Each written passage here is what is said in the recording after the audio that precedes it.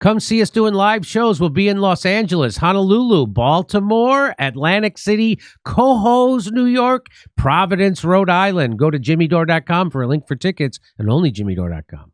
So, first of all, I have to always point this out. They still do this on late night comedy shows. I don't know if you know Brian Williams. He's about 7 feet tall. He's a very tall man. Let me ask, how tall is Brian Williams? So he's 6 feet tall. That's pretty tall. I'm sure he's taller than Seth Meyers. But do you see what they do? Mm-hmm. They have the host chair up higher, so he looks at least 3 inches tall. Look at that. Mm-hmm. Make a straight line across.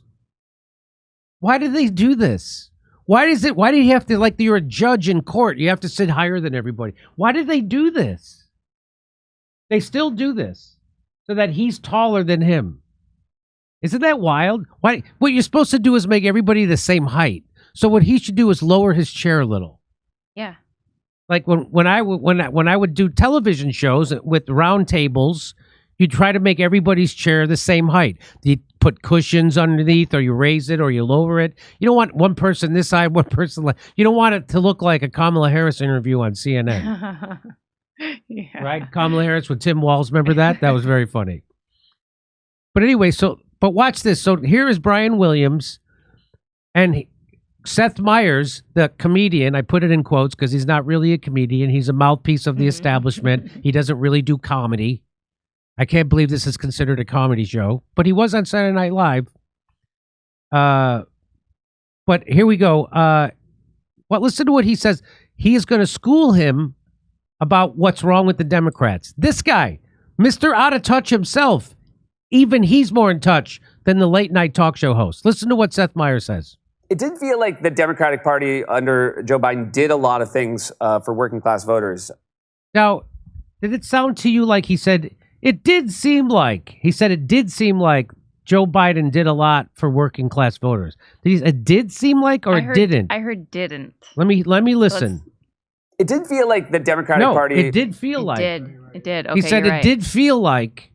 Yeah, the first time I heard it too, I thought he said he did. No, he said it felt like. It felt like? How would you know what it feels like? You're a fucking millionaire. How would you know what it feels like to a regular working person? Does it feel? Hey, does it feel? It feels to me like they're helping working people. What kind of a thing is that to say? It felt like? Well, I don't know. You host a nightly show that's supposed to be making fun of the news. Did you read the news? Did you see that Joe Biden squashed a railroad strike, which would have set the template for the entire country? Did you see that? How they broke a railroad strike and all they wanted was sick pay? You didn't see that? No, of course you didn't. So, jokes. Oh, there are jokes. There are jokes. Get out of here. They're somewhere. Shoot, where'd they go? Oh, here we go. Okay. Oh, yeah. Okay. So here we go. So let's watch it. I'll try to play it without stopping.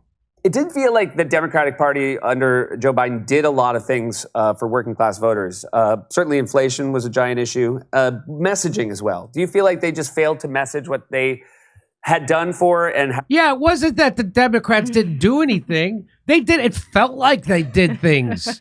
They just, son of a gun, they had $1 billion to spend and they just didn't know how to message. It's not that they're horrible. It's not that the Democratic Party has turned their back on workers for 30 years now.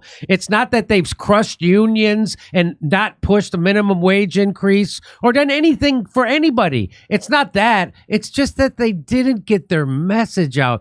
Oh, they're bad at messaging. Not that they're bad people. Not that they're horrible and don't serve actual workers. It's that they don't know how to message all the good things they're doing. That's literally what he's saying. This is the same kind of intellectual banter you'll get at The View. That's Seth Meyers. Seth Meyers. The great Seth Meyers. It did feel like the Democratic Party under Joe Biden did a lot of things for working class voters. Certainly inflation was a giant issue. Messaging as well. Do you feel like they just failed to message what they had done for and had planned for the economy? Even Brian Williams can't take this bullshit. Watch this. It's tough love time for the Democratic Party. I think it needs to be stripped down and rebuilt. I think that means a change in leadership. I want to know who thought it was a good idea that Joe Biden stand for another 4 years at 80 years of age and 37% popularity. So then that saddled the party with a British-like short campaign season for them. I think it's insulting when members of the working class, which the Democratic Party has lost entirely in our lifetimes. Bam! He's just punching Seth Meyers in his fucking vagina as hard as he can. That's insulting. They were insulting to workers who have completely lost the workers for a generation. And there's Seth Meyers like, oh, I didn't know we were allowed to tell the truth. Isn't he going to get in trouble for that? No, he doesn't have a job anymore. That's why he can tell the truth. Here we go. To insist the economy is doing great. A 12-pack of Bounty is $40. Rich folks don't feel that. Poor folks already switched to Sparkle during the COVID, during the lockdown. And I think telling them that the NASDAQ is gangbusters is further insulting. It's insulting. I think the biggest unforced error of the Biden administration by far was the border. To tell people it's not a problem is insulting. For the working class to see incoming migrants getting welcome bags, debit cards, and motel rooms is probably insulting as well. So there's a lot of work to do. You know, it was when they handed out camo hats that said Harris Walls, and the Democrats they were kind of charmed by that. Their party has gone quinoa, and the rest of America's eating at Cracker Barrel. And so it was kind of an ironic use of something millions of Americans put on their heads to start their day every day. This is Brian Williams, the guy who cheered on the bombing of Syria, saying we are guided by the beauty of our weapons. Even that guy has to say, hey, you know what, Seth? The Democrats are a complete fucking joke. They serve Wall Street and the military-industrial complex and their corporate donors. They don't serve workers. They've turned their back on them. It's insulting for them to say the economy's doing good.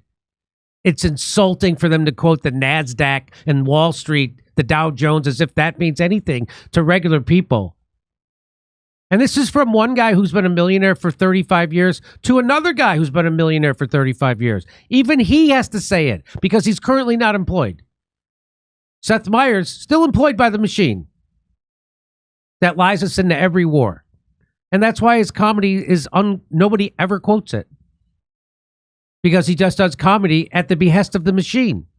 You remember when Woody Harrelson went on Saturday Night Live and he told the truth about COVID?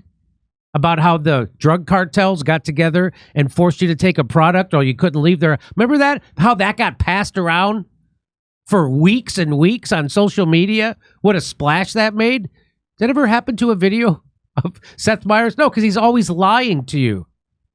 He just lied. He just lied in his question to Brian Williams. I feel like the Democrats did a lot for workers. They did this bad messaging, right? That's what you know who says that? That's what the Democratic Party says, Seth.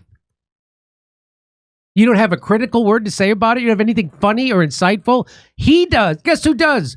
The guy who lied about the news for 30 years. He actually has something to say, not the comedian. And that's why Seth Meyers is not a comedian. Here's what I said. Brian Williams schools comedian Seth Meyers on how utterly stupid and colossally out of touch the Democrats have become. This is what every Democrat should have been saying. When I was at the Democratic convention in Chicago, I was stunned that absolutely nobody, none of the delegates, none of the speakers, nobody was saying anything like that.